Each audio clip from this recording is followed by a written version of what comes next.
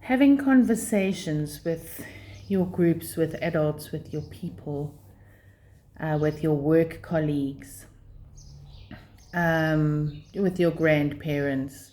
Have you ever noticed how different the conversations are? Some conversations, words just fall out of your mouths. Other conversations, you really need to think and draw up information to discuss, to talk about.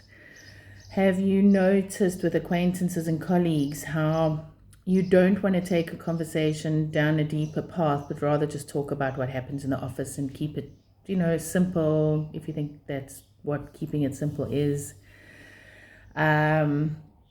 Keeping it shallow.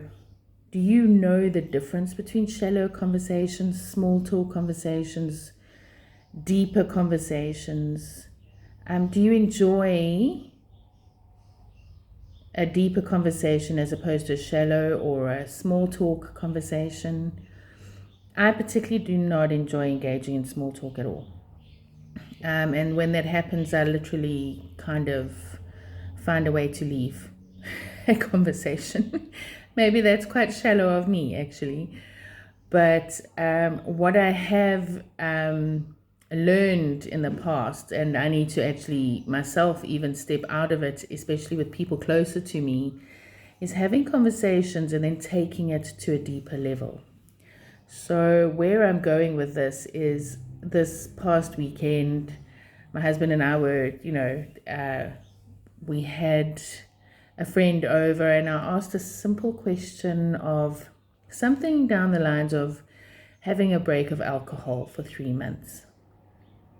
Well, this conversation went down a rabbit hole of great proportions. It went into a deep conversation. However, the deeper we dove, or I dived in, it's normally me, the more angry our friend became. When I say our, it's my husband and myself. It's actually it's a friend of his that he's known for many, many years. And it was very, very interesting to me. I was actually flabbergasted at how offended he felt, firstly, that I even suggested to ask, would you be able to take a 3-month break? It's not to say stop drinking or anything. It's just a 3-month break, give your body a break, do a bit of a detox. I mean, that's how sort of deep I was able to go. And the conversation just went completely wild, to the point of him dissing my beliefs. Was I spiritual? He started, and yes, I am spiritual. I'm all encompassing. I'm not any particular religion as such, but the disrespect that came out of his mouth, and I was not offended by what came out of his mouth. What I was flabbergasted by was how stuck I realized he is in his way of life, in his way of thinking. Much of his conversation went down the path. He lives with his mom, and his mom's 80-something years old, so he's looking after her, taking care of her, making sure she gets to her appointments that she needs to go for, in her checkups. He doesn't go for any checkups, of course. Nothing wrong with him.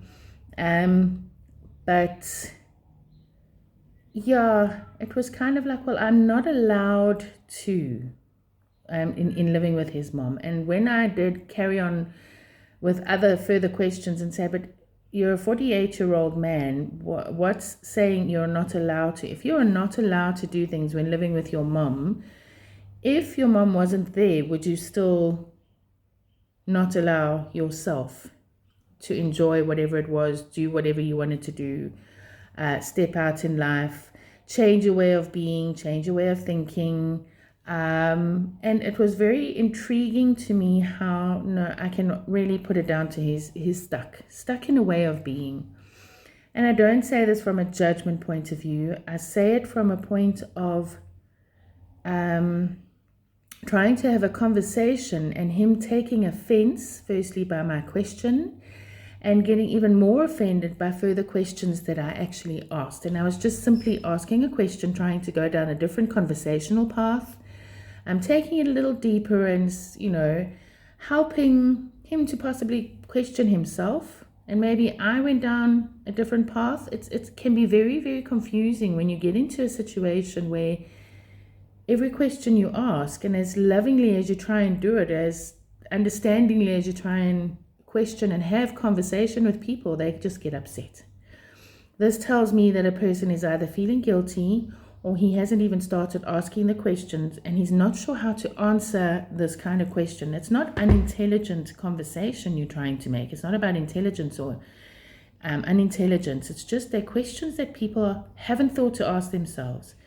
And sometimes a conversation that goes down these difficult paths is all about planting seeds and allowing the seed to germinate, and he will hopefully begin asking the questions himself, or thinking down a different path, or shake up his own way of understanding, like, what was that actually all about? So I don't take offense to his behavior, his language, his swearing, his whatever he was throwing back at me. I just kind of stood back and allowed the process to happen. I believe I'm in a position where I'm able to allow the space for a person to kind of throw out the dirt, chuck out the laundry, and actually have a bit of a hissy over shaking the snow globe, so to speak. So conversations can get heated when you go down a deeper path, but is that a bad thing? Is that wrong to challenge other people into thinking differently, into opening up their minds, into seeing a different path forward, or a different way of being, or cleaning up their act? You know, sometimes we have to actually poke the bear, and we need to actually shake things up a bit and say, look, out of love and care, this is what I'd like to achieve. Is it your responsibility to change a person? No, you can't change anyone who is not willing to change. What you can do is plant seeds and hope that the seeds will sprout roots and shoots that help them to see the light. Whether it goes the direction you are hoping it will go, or whether it goes a different direction, change of direction is still good. It doesn't matter which direction it goes. Sometimes it needs to get worse to get better. Other times, people will go out and seek help, or they will come back to you and say, that conversation we had, can we go down that path a little bit more? So if they see that you've come from a space of love and understanding and care, they will come to you. If they're scared, they might hang back a little bit longer. And it's not to say you walk away and say, oh, well, you know what, we're just on a different page. Yes, you're on a different page. Sometimes life just takes you in separate directions, and that's the end of it. But sometimes it's not bad. So having deeper conversations, having conversations of a different nature, sometimes is quite a good way to also gauge where a friendship is, where relationships are, where families are, and to shake the path. You know, I always call it shaking the blanket. You shake the blanket out and you let it settle. And we see, how does the dust settle? Does it settle in a different pattern, or does it go back to the same pattern? I've had many of these experiences over my time. And I mean, with my first husband, we even went to marriage counseling 3 different attempts, trying to save the marriage. And it just got to a point where, okay, it's not going to actually get better, because it gets better for like a few weeks, and then life settles back to the old, and it settles back to the old. You know, after 3 attempts, you got to wonder, like, do you keep trying, and 20, 30 years later, you're still trying and it keeps settling back? Or do you actually pick up your bags and walk, and keep walking down a path until it makes sense to you? Sometimes you need to do that, but conversations can make that happen. But conversations don't have to remain shallow for fear of what it's going to bring up in another person.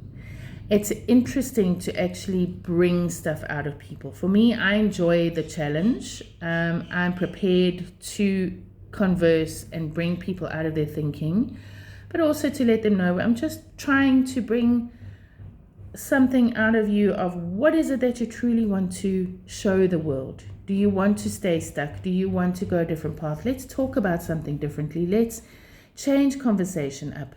Let's not be scared to talk about our religions, our politics, our political thinking, crisscross information. You know, in the old days, people always said never bring up a conversation of religion, politics, what are the other ones?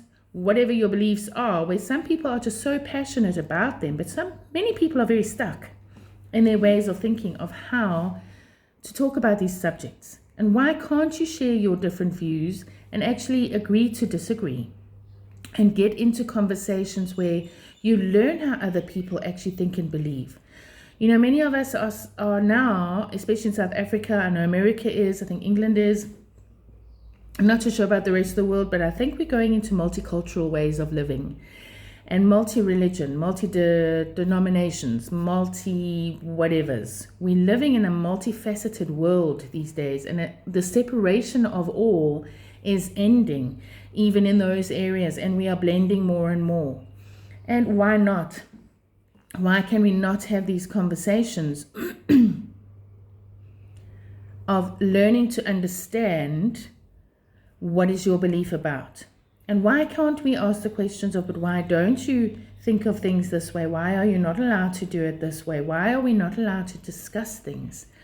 And I don't particularly agree with it myself. I'm a non-secretive, all-learning person. We can learn what other people are about. And I think these conversations should be allowed.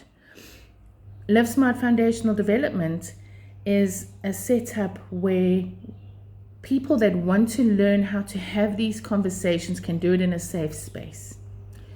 And that's what I'd like to create.